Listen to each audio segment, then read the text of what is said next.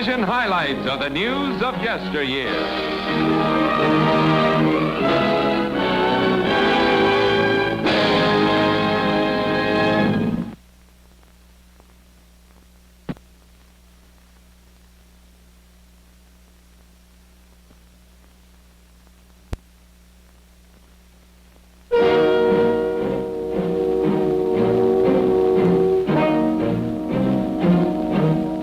It's August 1939, and people of Poland are faced with more than mere threat of war. In Warsaw, even women are among civilian volunteers digging trenches in city's public parks. Power-crazed Adolf Hitler has demanded German control of free city of Danzig, Poland's only avenue to the sea. But answer of Polish government is mobilization of army, 60 divisions strong. Heading for German border, they intend to fight Hitler with outmoded weapons and spirit of free people who want to stay free. On Baltic Sea, Poland's fleet maneuvers into position to defend port of Danzig against Nazi attack by water. Outsized and outmanned by the Führer's fleet of surface craft and underwater vessels, the Poles are nonetheless confident of victory if war should come. Remember these pictures? They're German propaganda films sent here in August 1939 to impress us with power of Nazi war machine. And here are members of Hermann Goering's great Air Force studying maps of bombing missions over Poland, though no war has been declared. These are winged weapons Adolf Hitler will pit against what Poland calls her modern, mechanized army. And now it's 1st of September 1939, and though Poland is waiting for invasion, it is not expecting such an all-out attack as this. As Nazi bombers blaze across Poland's border, 1,700,000 Nazi troops stamp heavily on Polish soil, and German bombs drop like lethal hailstones from Polish skies. Bomb bursts open boulevards of destruction for advancing Nazi troops. Poland was prepared to do battle as in World War I, but Adolf Hitler here proves his boast of a new kind of war.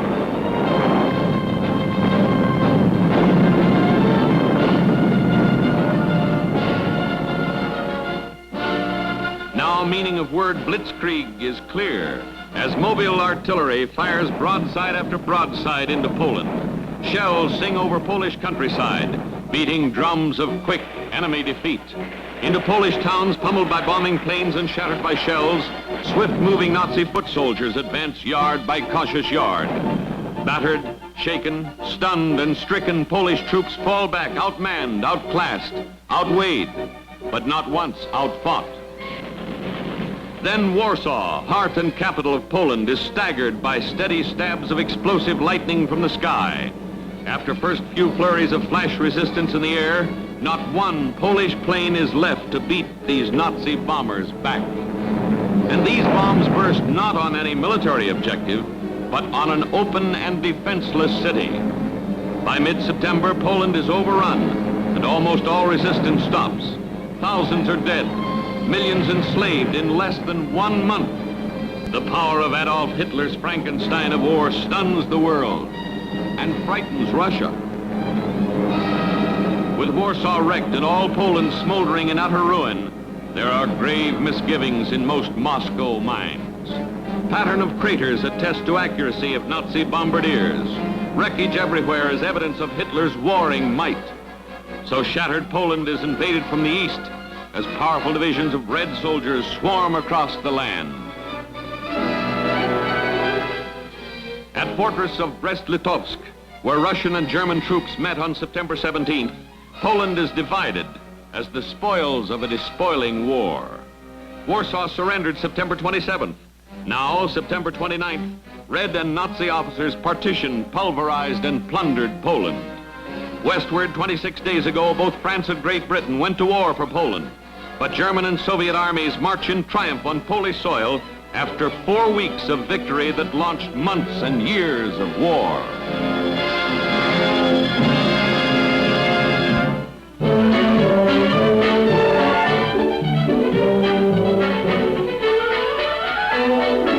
Here's inventor and innovator Paul Burkhart's latest creation, a seagoing bicycle. It's the early 1920s, and Burkhart's bike goes into New Jersey's Hackensack River for tests. Rudder is controlled by handlebars, propeller by pedals. Using waters of Hackensack for highway, inventor Burkhart pedals his way over the waves. Well, he claims his fancy bike is safe enough even for stormy seas.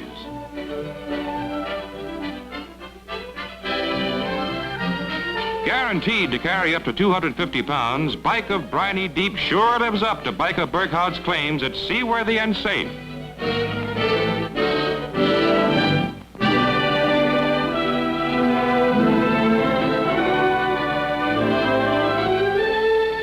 Here's Harry Sinclair, April 1st, 1928. Prominent figure in Teapot Dome affair of 1920s, oilman Sinclair has just been absolved of fraud charges in nation's capital. He did, however, have to serve 6 months in jail for bribery. Senator for a day. It's 1921, and in Catonsville, Georgia, 87-year-old Rebecca Felton has been appointed U.S. Senator from Georgia by state's governor. Unruffled by honor, the aged Rebecca Felton goes about her daily work and play. Named a Senate seat for a 24-hour period, she holds office between death of state's most recent senator and election of his successor.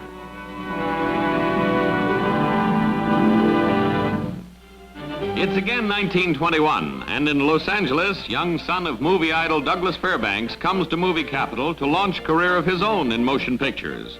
Yes, he's none other than Douglas Fairbanks Jr., greeted by Jacqueline Logan. Douglas Fairbanks Jr. in 1921.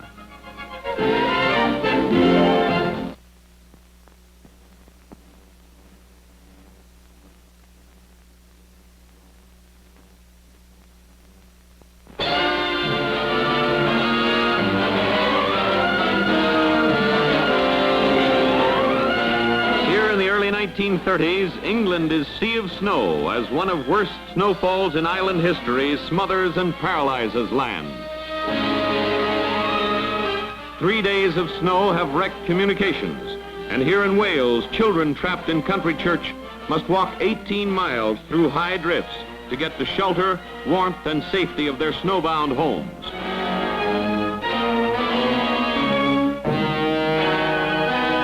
After spring thaw, flood is second disaster of season for England. Thousands are homeless as snow turns to water, and over wide area, British homes look as if they're in the English Channel.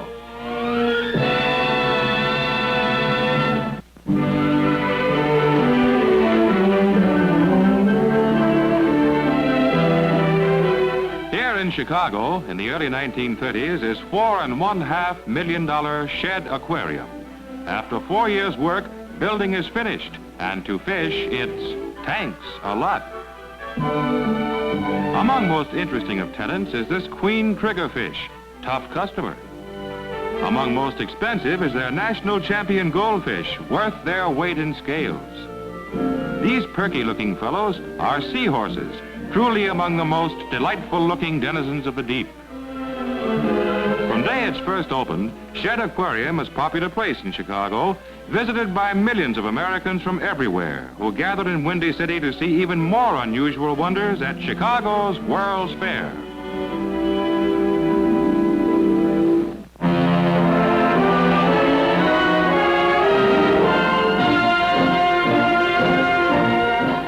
It's 1925, and here at Dayton, Ohio, Army airplane engineers make big wrecks out of little ones as they crash planes against stone wall to see what happens. True purpose of these destructive doings is to see what can be done to keep down danger of fire in event of crash or forced landings.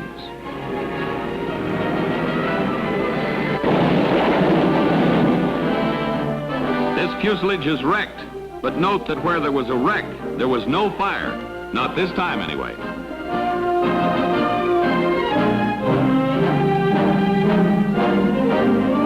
Let's look at test in slow motion. Camera tricks can't lessen impact crash, but you can see for yourself there's no hint of flame after crack-up.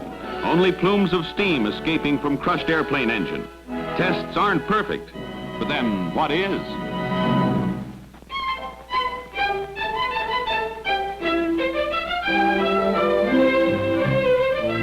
The world's best dressed in 1926. Here are fashionable cigarette girls at meeting of wives of diplomats and society debutantes in 1926. Here's the well-dressed Mrs. Madame Matsudaira, wife of Japanese ambassador to the United States. Here, having tea, are Minister from Egypt, Mahmoud Sani Pasha, and his wife. Incidentally, each triangle and crown of that hat is a different color. On the left is Madame Samopoulos, wife of ambassador from Greece, with debutante daughter of Undersecretary of the Treasury, Dewey. And this fashion plate is wife of Austrian minister, Madame Edgar Prochnik.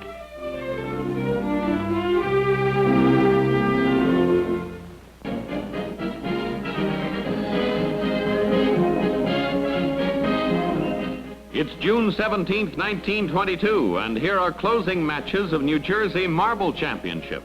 Site of contest is Newark, and the Aggies fly as one ringmaster after another gets hot.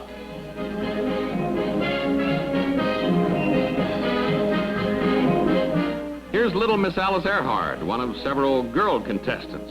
And here's another of the fairer sex making marbles fly. Here's the finals, and the title goes to shot expert Jake Goldberg, best of the lot. To the winner belongs the cup of victory, and then everybody at the contest shakes hands with the new champ. No, everybody in Newark shakes his hand. No, everybody in New Jersey. Well, all right then, everybody in the whole world and universe.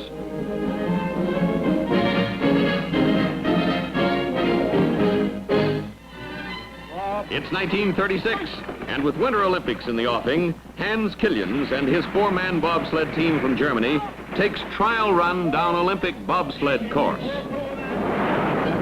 They look as if they already know their way around dangerous twists and turns, but Adolf Hitler's representatives won't listen to advice of inferior non-Germans. You're watching them in tryout for injury and death, for in later run, they fail to make famed hairpin turn, fly over lip of chute at more than a mile a minute, and never race again.